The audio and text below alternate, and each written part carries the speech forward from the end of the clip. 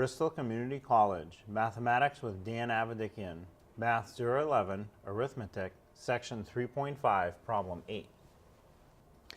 This is Section 3.5, Problem 8. We have 1.4 divides into 3,556. Now, what we have to do is do something to deal with decimal in the 1.4. So what you have to do, the rule is the decimal for the number outside of the division symbol, or the right name for it is the divisor, has to be at the end or to the far right. So it has to come after the 4. So that means we have to move it one position over. That means the number under the division symbol, it's called a dividend, you have to move it the same number of places. So there's no decimal written. You can assume it's at the end of the problem.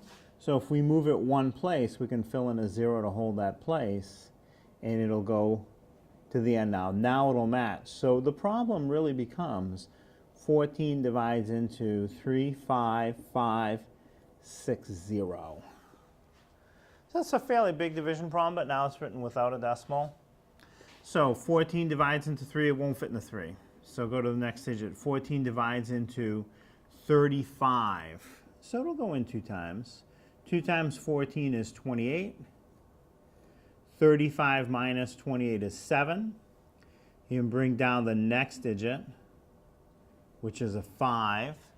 So now 14 divides into 75.